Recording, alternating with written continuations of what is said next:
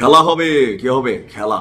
আয়, তুই আয়, তোর আমেরিকায়, আর যদি সাথে কেউ থাকে নিয়ে আয় বাবা, আমরা খেলবো।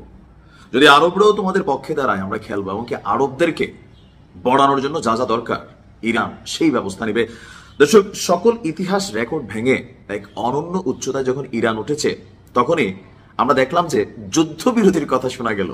আচ্ছা, এখানে যে যুদ্ধবিরতির কথা যখন আসলো, গতকালকে আমি রাত্রে যে নিউজটা দিয়েছি যে আবারও ইরানে আপনার ইসরায়েল হামলা হয়েছে। মেইন ঘটনা কি, এর মাঝখানে নাকি একটা যুদ্ধবিরতি হয়েছে। তো যুদ্ধবিরতি লঙ্ঘন করে আবার মানে ইরানে ইসরায়েল হামলাও চালাইছে। ওই যে ট্রাম্প বলছে এই বোমাগুলো ফেলো না, তোমাদের পাইলটদেরকে চলে আসতে বলো মাঝপথে। তারপরে এটা নিয়ে আমরা একটা নাটক দেখলাম যে না, এটা সেটা বক্কর চক্কর। তো আমি রাত্রে বলছিলাম যে ইরান কিন্তু এটা পাল্টা একটা জবাব দেবেন। That did it definitely.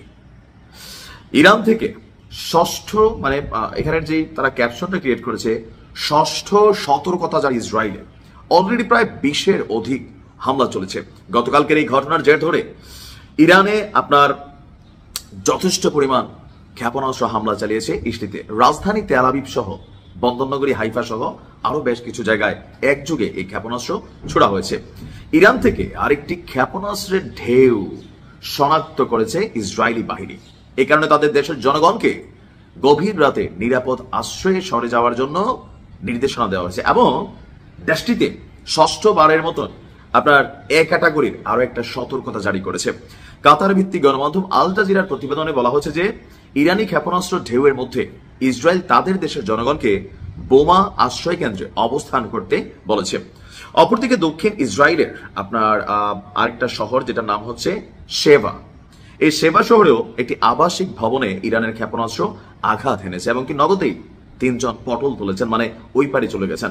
ইসরায়েলের জরুরি পরিষেবা আপনার কি বলা হচ্ছে স্বাস্থ্য সংস্থার বরাত দিয়ে সিএনএন এই তথ্য কনফার্মেশন করেছে। নিহতদের মধ্যে প্রায় 40 বছর বয়সী একজন পুরুষ, 30 বছর বয়সী মহিলা এবং 20 বছর বয়সী আরেকজন পুরুষ রয়েছে। বিষয়টি নিশ্চিত করে জরুরি পরিষেবা তারা বলছে যে সবাইকে নিরাপদ জায়গায় যেন আশ্রয় নেয়। এখন ইরানের ভিতরে আরেকটা জিনিস আপনাদেরকে আমি তথ্য দেই যে ওইখানে 2টা ক্যাটাগরি আছে। হিন্দুদের মধ্যে যেমন ব্রাহ্মণ, তারপর আরো বিভিন্ন আছে। তো ইরানেও ইসরায়েলে এই ইরানের হামলার মধ্যে সবচেয়ে বড় অভিযোগ আমরা যে দেখছি যে এখানে 2টা বিভাজন করে বাংকার পাওয়া, আশ্রয় পাওয়া এগুলো তৈরি হয়েছে। এখন ইরানের যে আইআরজিসির রাইট নাও প্রধান আছেন, কি বলছেন তিনি বলছেন যে এক যুগ প্রয়োজনে লড়াই হবে, হিসাব বরাবর আগ করার পর্যন্ত আপনার কোনো ধরনের নমনীয়তা, যুদ্ধবিরতি এগুলো হবে না। আর যুদ্ধবিরতি নিয়ে মার্কিন যুক্তরাষ্ট্র মিথ্যাচার করেছে। আর যদি যুদ্ধবিরতির কথা বলেই থাকে তাহলে সেখানে ইসরায়েল যুদ্ধবিরতির যে চুক্তি আছে লঙ্ঘন করছে। এটা মনে করছে একটা ফিলিস্তিনের মতন।